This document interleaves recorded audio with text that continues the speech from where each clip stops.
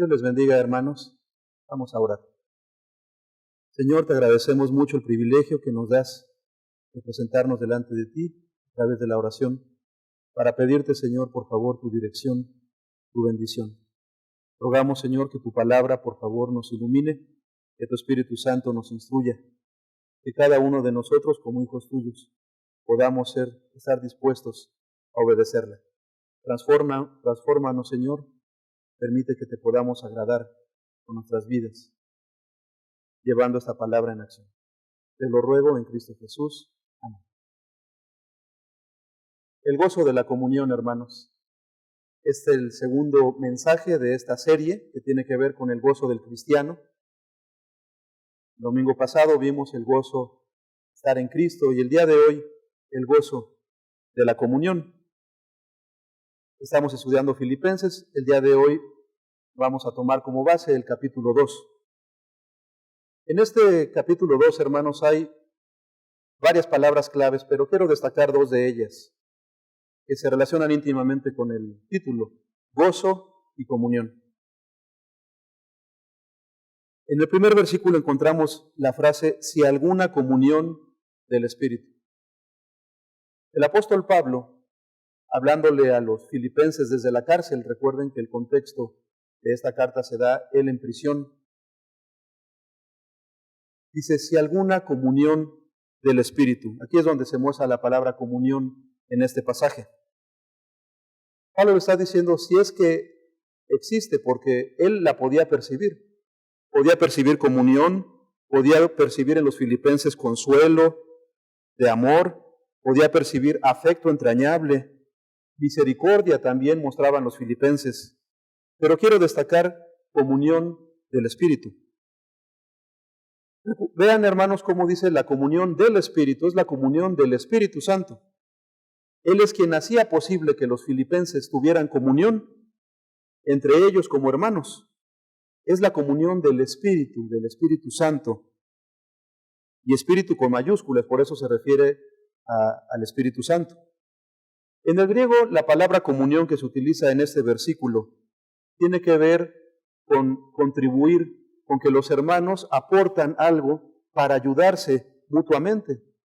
Es decir, hay una acción de participación, dones, talentos, ejecutar acciones, dar, finalmente es colaborar para ayudar, es compartir, es dar de lo suyo. Los filipenses ayudaban, compartían, y esto lo podía ver el apóstol Pablo en ellos. Y nos preguntamos, ¿por qué era posible esto en los filipenses? Porque había, hermanos, elementos en común. Vamos a buscar, por favor, Efesios 4. Acompáñenme con su Biblia a Efesios 4. Este es un pasaje que puede reforzar mucho la enseñanza del día de hoy. Es como un pasaje paralelo, muy similar en cuestión de la enseñanza de la comunión y de las cosas que compartían en común los filipenses. En el versículo 4, Efesios 4:4, leemos un cuerpo y un espíritu, un evangelio, un Señor, una fe, un bautismo, un Dios y Padre de todos. Vean todos los elementos que ellos como hijos de Dios compartían en común. Un mismo Señor Jesucristo, una misma fe puesta en Cristo y en su obra, un solo bautismo cuando creyeron en Dios, el Espíritu Santo. Bautismo, se bautizaron en el Espíritu Santo vino a sus vidas también y compartían esto.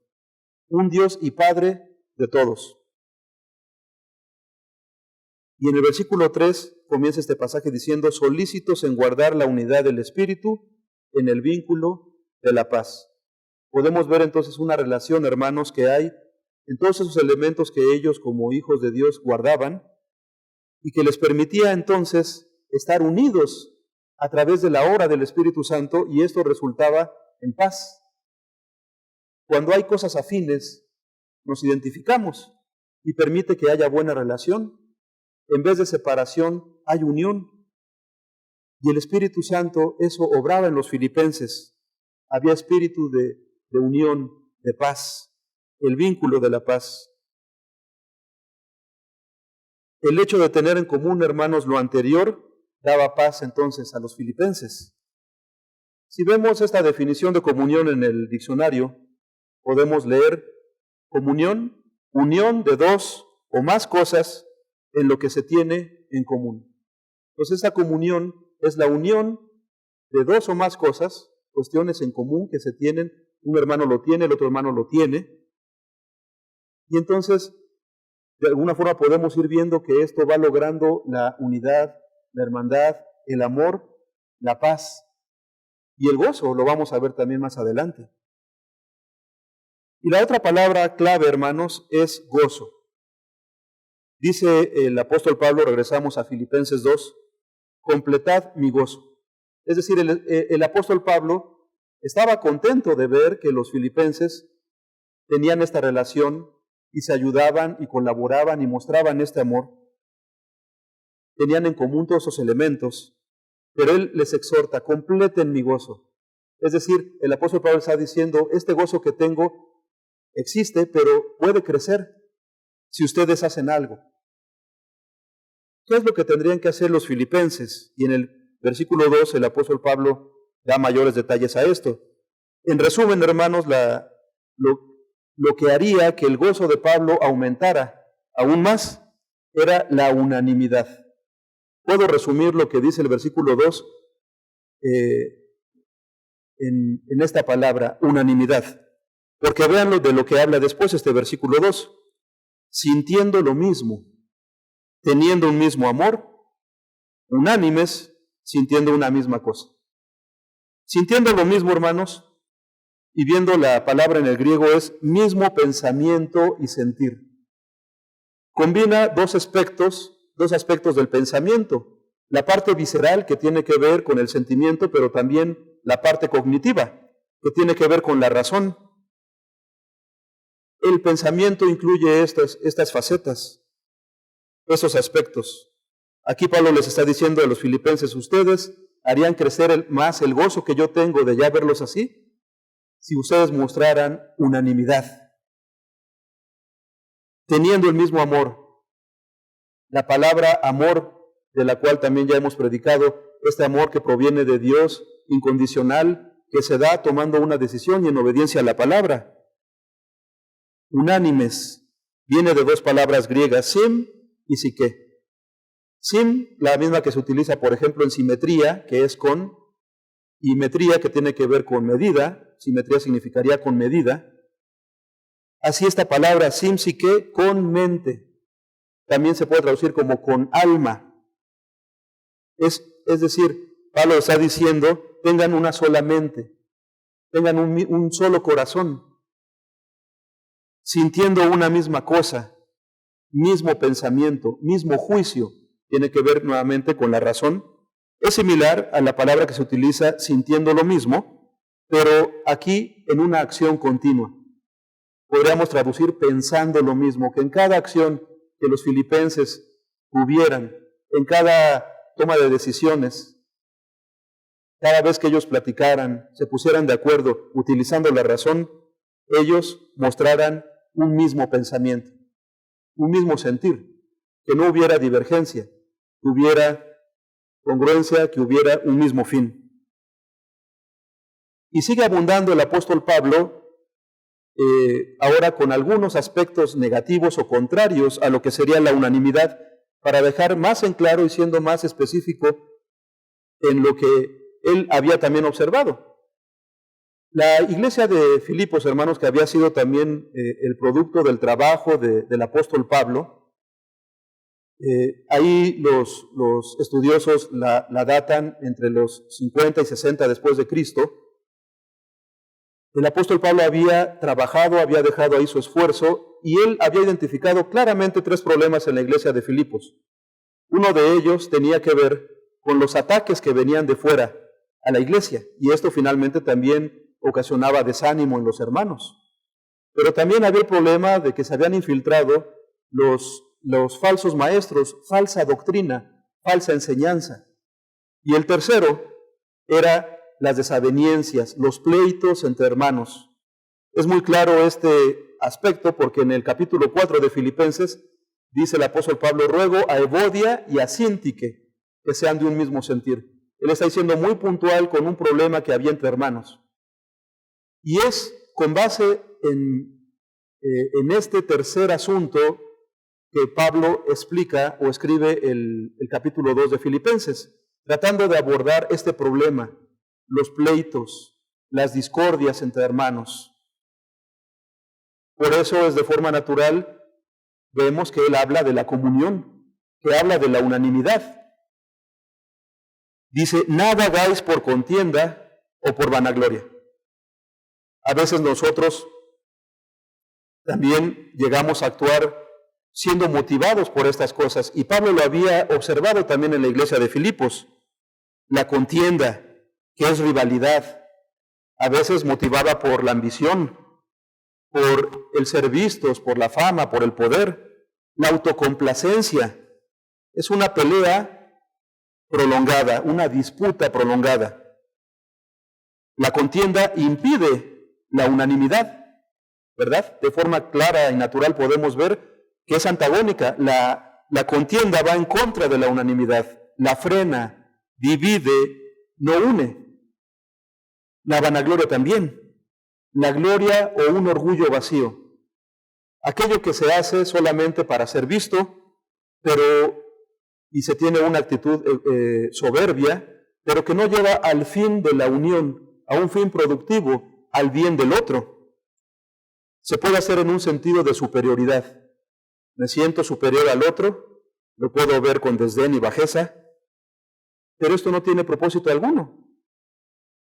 Las cosas que tienen propósito son aquellas que edifican, aquellas cosas que trascienden, aquellas que agradan al Señor. La vanagloria también en ese sentido impide la unanimidad. Divide, nuevamente, no une, separa. Estos dos obstáculos, hermanos, el apóstol Pablo lo había observado muy claramente en los pleitos, en las disputas entre hermanos de la iglesia de Filipos. ¿Y cuál es la solución a estas actitudes incorrectas? Este versículo 3 lo deja muy claro. Es la humildad. Dice la palabra de Dios en el versículo 3, antes bien con humildad. Es decir, no lo hagan ni por contienda ni por vanagloria. Son motivos equivocados, sino antes bien con humildad. La exhortación de Pablo a la iglesia de Filipos es muy clara. Le está diciendo, sean humildes. En vez de actuar por contienda o vanagloria, háganlo con humildad. La humildad, hermanos, también a la luz de este pasaje, es estimar cada uno a los demás como superiores a él mismo. Esto se explica ahí mismo en el versículo 3. Antes bien con humildad, estimando cada uno a los demás como superiores a él mismo. Superior significa que está por encima de mí, que me sobrepasa. En muchos sentidos, hermanos, en virtudes, en capacidades, en acciones, en formas de pensar. Ahí podría caber muchísimos aspectos del considerar que el otro hermano está por encima de mí. Del griego, esta palabra humildad se puede traducir como bajeza de pensamiento o bajeza de mente. En español podríamos utilizar la palabra modestia. Y la palabra modestia es carente de vanidad. Entonces vemos cómo van empatando todos esos conceptos. Pablo lo que quiere observar, y para esto les está exhortando a la iglesia de Filipos, es que ustedes no lo hagan por vanagloria, por vanidad, consideren al otro por encima de ustedes. Vean que la enseñanza escritural no es considérate tú como un gusano, como que tú no sirves para nada, no, eso no es. Es considera al otro como superior. ¿Qué implica, hermanos, entonces la humildad? Y ahí mismo el apóstol Pablo da esos detalles en el versículo 3. No mirar cada uno por lo suyo propio, un aspecto. Mirar también por lo de los otros. Entonces, dos cuestiones que reflejarían el poner la humildad en acción. No solamente ver e importarme por las cosas que a mí me atañen, por mis asuntos, por mis problemas, por mis necesidades, sino ahora mirar a las necesidades, a la situación del otro. En pocas palabras sería darle importancia a los demás. Pablo y Timoteo dan un ejemplo sublime a los filipenses sobre la humildad en los siguientes versículos.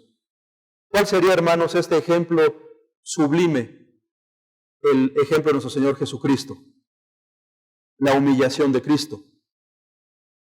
Dice el versículo 8, se humilló a sí mismo. Dice el versículo 5, haya pues en vosotros filipenses, este sentir, este pensar, nuevamente recuerden, es con la razón que hubo también en Cristo Jesús, el cual siendo en forma de Dios, no estimó el ser igual a Dios como cosa que aferrarse, sino que se despojó a sí mismo, tomando forma de siervo, hecho semejante a los hombres, y estando en esta condición de hombre, se humilló a sí mismo, haciéndose obediente hasta la muerte y muerte de cruz. El apóstol Pablo sensibiliza a los filipenses con la actitud de humildad que tuvo nuestro Señor Jesucristo. No se aferró. Jesucristo siendo Dios. Juan 1, en el principio era el Verbo, y el Verbo era con Dios, y el Verbo era Dios, y este Verbo fue encarnado. Jesucristo es Dios. No se aferró el ser igual a Dios, sino que se despojó. En el griego esta palabra se vació, se privó de su contenido.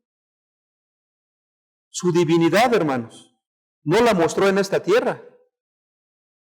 Él permaneció en la cruz, aunque él dijo, yo podría de aquí bajarme si ruego a mi Padre y envía legiones de ángeles para que me liberen. Él podría bajar de la cruz sin problema, hermanos, y no morir. Pero el objetivo era morir por ti y por mí, por amor, porque Él nos amaba. Era el único que podía morir por nuestros pecados. Y gracias a Dios que Él tuvo esta actitud. Pero su sacrificio, hermanos, su obra no hubiera sido posible si Él no hubiera tenido esta actitud de humildad, si Él nos hubiera humillado. Y se humilló hasta la muerte de cruz. Esta muerte, hermanos, no era cualquier muerte, era una muerte vergonzosa. Era una muerte de la cual los que lo veían se mofaban. Pero a Cristo no le importó eso. Él venció eso y se humilló hasta la muerte y muerte de cruz. El hecho de haber tomado forma de siervo, que es esclavo, es decir, estuvo sujeto a todas las leyes humanas que nos rigen. Tenemos un cuerpo humano que necesita el alimento físico. Tenemos un cuerpo humano que se cansa. Tenemos un cuerpo humano que solamente puede estar en un lugar geográfico a la vez. Todo esto, hermanos, nos habla de cómo Él estuvo dispuesto al humillarse para estar sujeto a las leyes. Él las podía romper en cualquier momento. Él era Dios, pero se mantuvo voluntariamente sujeto a las cuestiones naturales del cuerpo. Él tuvo sed. Él tuvo hambre, Él tuvo sueño, Él descansaba. Estaba aquí y no podía llegar allá. Esperaba, caminaba, lo esperaban y llegaba. Como un ser humano como tú y como yo. Todo esto nos habla de su humillación.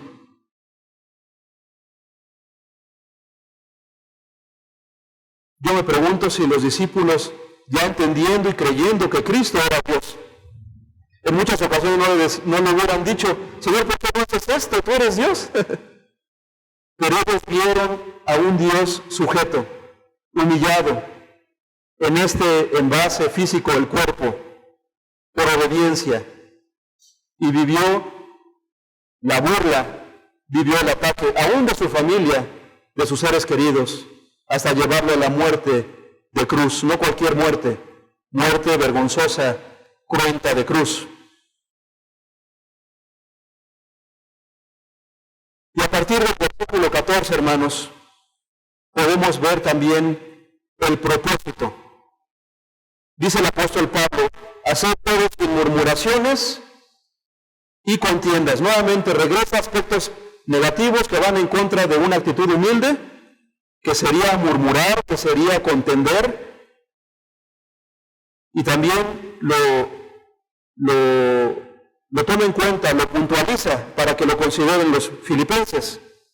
Murmurar es hablar entre dientes, es manifestar queja o disgusto por algo, es conversar en perjuicio de un ausente. No está la persona, pero yo hablo atrás a sus espaldas, censuro sus acciones, y contender es una disputa, es un altercado, es pelear. Murmurar y contender, dos acciones que dividen nuevamente, que atacan la comunión, que menguan y destruyen la unanimidad. Versículo 15. ¿Para qué? Si ellos toman esta decisión de no actuar de esta forma, ¿cuál sería el resultado? Versículo 15. Para que seáis irreprensibles. Del griego, libre de falta o de defecto. ¿A quién? Ante los ojos de nuestro Dios, quien es santo, en un sentido que no podemos entender. Y esta palabra, hermanos, irreprensibles, falto o defecto, es una, y la otra es sencillo, es puro, sin mezcla, en pocas palabras también inocente. Es decir, siendo como Cristo, el inocente Cordero de Dios, mostrando esta actitud de esencia, hijos de Dios sin mancha en medio de una generación maligna y perversa, en medio de la cual resplandecéis como luminares en el mundo. Pablo les está haciendo conscientes de que la iglesia de Filipos está ahí para alumbrar al mundo, una generación perversa y maligna. El pecado, hermanos, el pecado haciendo estragos y creciendo en el mundo, sin control, sin la posibilidad de disminuir. Solamente el Evangelio y la obra de Cristo transformando el corazón de la gente para poder compartir y participar de la santidad de Cristo. Solamente así, Filipenses, dice Pablo, serán irreprensibles ante los ojos de Dios. El propósito de la comunión, hermanos, entonces es alumbrar al mundo. La luz de Jesús. Jesús dijo, yo soy la luz del mundo. Y tenemos que reflejar la luz de Cristo. Somos también pequeñas luminares en el mundo.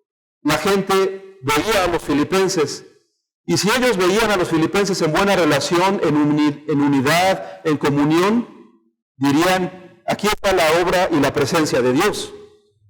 Pero si su actitud fuera contraria, como lo que también puntualizó Pablo, que no debía de ser correcto, esto sería dar un mal testimonio. No estaría alumbrando la iglesia de Filipos. ¿Cómo sería posible entonces cumplir este propósito? Versículo 16, ahí está la respuesta. Asidos de la palabra de vida. Arraigados, tomando la palabra de Dios, hermanos, como la regla de fe y práctica para seguir día con día agradando a Dios, haciendo lo que a Él le place. Cuando Cristo estuvo en esta tierra, en algunas ocasiones se escuchó la voz del cielo que decía, este es mi Hijo amado en el bautismo, en el cual mi corazón se complace. Había gozo de Dios al ver la obediencia de Cristo. De igual forma, los filipenses, el gozo, hermanos, sería algo natural. Habría gozo en quien lo practica. ¿Por qué? Porque se está haciendo la voluntad de Dios. Cuando se hace lo bueno hay gozo, hay satisfacción. Cuando se da, cuando se comparte. Por eso Cristo dijo, más bienaventurado es dar que recibir. La comunión que tiene que ver con el compartir, con el ayudar mutuamente, esto daría gozo a quien lo practica. Pero también gozo entre los hermanos. Porque igual el mismo Espíritu es el que está en cada uno de ellos regocijándose. El Espíritu Santo se regocijó también en el vientre de Elizabeth, cuando tuvo la noticia del nacimiento de Cristo, de su prima. El Espíritu Santo dando regocijo, dando gozo, cuando se cumple la voluntad de Dios. asidos de la palabra de vida, la palabra de Dios, tomados a ella, aferrados a la palabra, no desviándonos ni a derecha ni a izquierda. Y eso traería gozo. Me gozo y regocijo con todos vosotros. Versículo 17. Después de estar asidos de la palabra, habría gozo y regocijo entre vosotros del apóstol Pablo. Y dice el versículo 18, asimismo, gozaos y regocijaos también vosotros conmigo. Esto traería un gozo comunitario. El obedecer la palabra traería comunión, porque la mente de Cristo, hermanos, sería común a todos los filipenses a través de lo que compartirían en común. Eso traería buenas relaciones, paz y por ende gozo. El gozo de la comunión. Y por último, este capítulo 2 termina con una aplicación práctica. Pablo animando y exhortando a los filipenses a que lo aprendido, lo que acaban de escuchar, lo que se leía esta carta, lo tenían que poner en práctica. Recuerden que el apóstol Pablo, hermanos, estaba preso. ¿Cómo podía hablar el apóstol Pablo de gozo estando preso, en cadenas? Porque, hermanos, el gozo debe ser independiente de las situaciones, porque es un gozo interno, producto del Espíritu Santo que mora en nosotros, al agradarle, al hacer su voluntad. Y Pablo les exhorta, les invita a que apliquen lo aprendido. ¿Con qué? Con recibir a Timoteo. Timoteo servía a Pablo allí en cadenas, le ministraba, dice la palabra de Dios. Epafrodito era miembro de la iglesia de Filipos y él fue quien le llevó la ofrenda, la ayuda económica a Pablo en la cárcel, y Epafrodito se quedó con él un tiempo, más de un año. Y en este tiempo dice la Biblia que Epafrodito ministró las necesidades de Pablo. Vean qué hermoso servicio de Epafrodito. Y de ello habla en esos últimos versículos. Filipenses, versículo 19, reciban pronto, esperen al Señor Jesús enviaros pronto a Timoteo. Filipenses, reciban a Timoteo, experimenten la comunión, la unión, un mismo pensar, el compartir. Versículo 29, recíbanle pues en el Señor con todo gozo. Hay nuevamente la palabra gozo, al recibirlo, porque se comparte, se ministran las necesidades, y tener en estima a los que son como él, serviciales, que han compartido la lucha en el Evangelio de llevarle a las demás gente, compañero también de trabajo de Pablo. Ténganlo por estima porque ha hecho este trabajo, porque la obra de Cristo estuvo próximo a la muerte, exponiendo su vida para suplir lo que faltaba en vuestro servicio por mí. Timoteo, hermanos, era un ejemplo viviente de un cristiano buscando el bien común. Versículo 20. Pues a ninguno tengo del mismo ánimo y que tan sinceramente se interese por vosotros, porque todos buscan lo suyo propio. Vean la relación de lo anterior. No busquen lo suyo propio, sino lo de los demás. Y está diciendo, Timoteo es un ejemplo vivo de esto. Porque todos buscan lo suyo. Pablo lo había visto en otros. Egoísmo. Pero Timoteo no. Él buscaba lo que era de Cristo Jesús, versículo 21. Timoteo se interesaba sinceramente por los filipenses, lo leemos ahí. Timoteo no buscaba lo suyo propio, como todos los demás, sino lo que era de Cristo Jesús.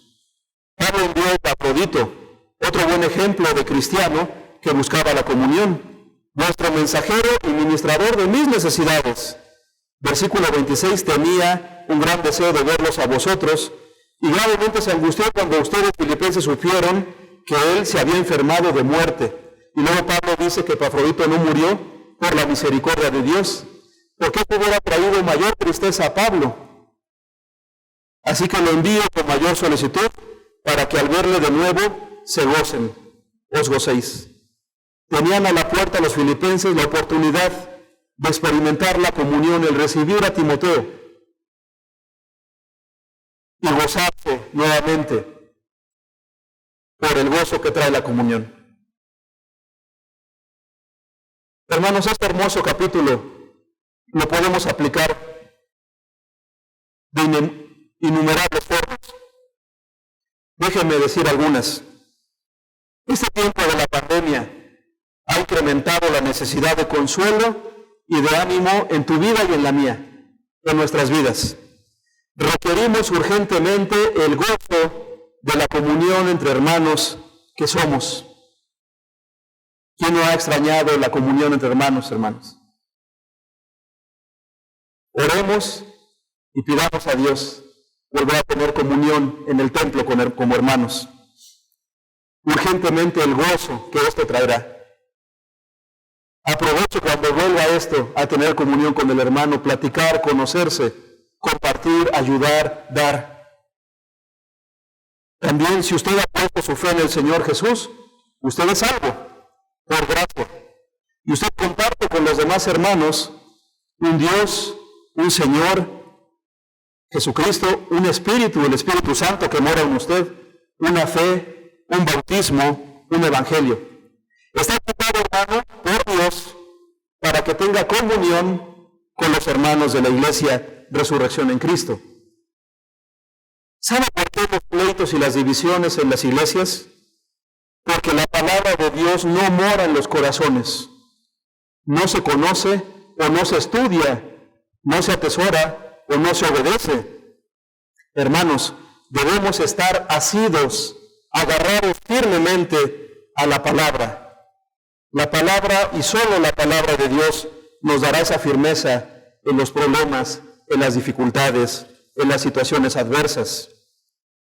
Necesitamos también ser humildes, dejar de pensar solo en nosotros, en las cosas que nos importan y pensar en los demás, que por cierto, viéndolos superiores a uno mismo, y que son importantes y que sus cosas también son importantes y nos deben de importar. Sus problemas, sus vidas también son y deben ser importantes para ti y para mí. No consideres que solamente tú tienes la razón. Considera a los demás como superior a ti mismo. Podrás entonces valorar su argumento, su opinión, y no decir, equivocado, solamente yo estoy bien. Solo así podrás estar en sintonía con la comunión que Dios quiere y se complace de ti y de mí. De otra forma te separarás, te cortarás. El mundo verá ese mal testimonio. No olvides que resplandecemos, somos luminares en este mundo perverso y maligno. Medita en que no solamente tú tienes necesidad. Piénsalo, no solamente tú tienes necesidad, los demás también tienen necesidad. Y posiblemente mayor que la que tú y yo tenemos.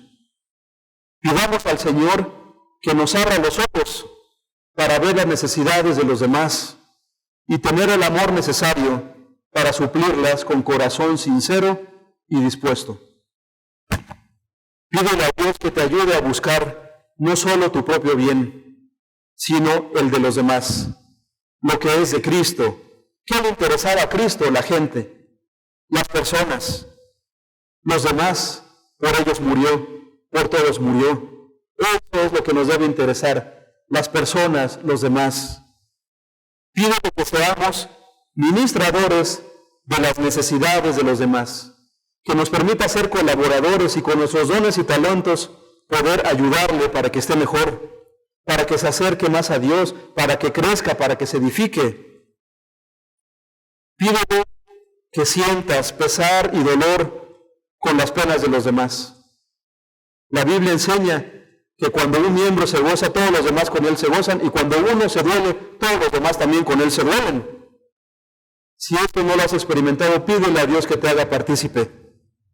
No te formes prejuicios de los demás. Conócelos. Pídele conversar a ese hermano del cual tienes una impresión que no consideras adecuada o cristiana. Platica con él. Estoy seguro que en muchas ocasiones cambiará tu parecer de ese hermano.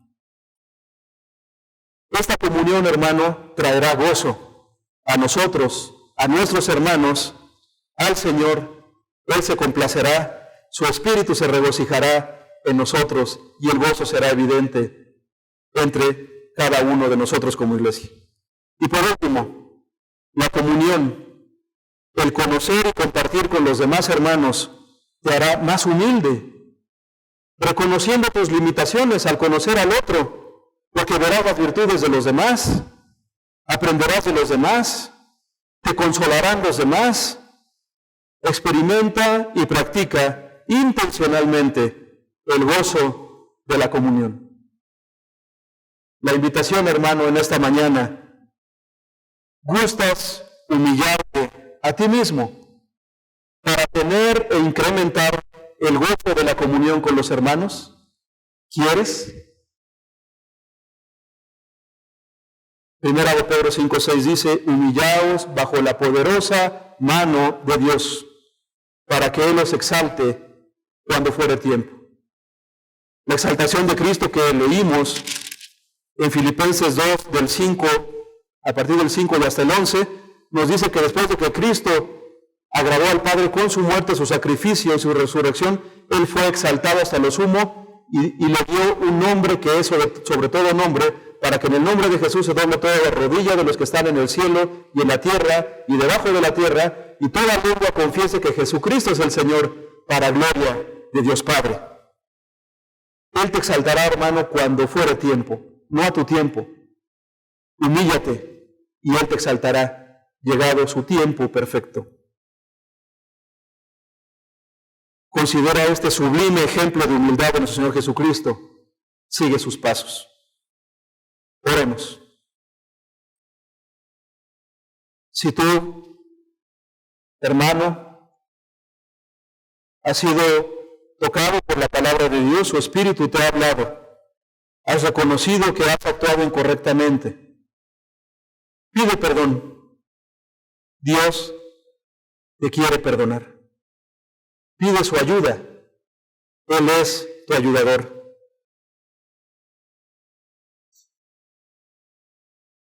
Señor, obra en nosotros, en tu iglesia Resurrección en Cristo, para que seamos humildes y vivamos el gozo de la comunión entre nosotros. Te lo ruego en Cristo Jesús. Amén. Dios le bendiga, hermano.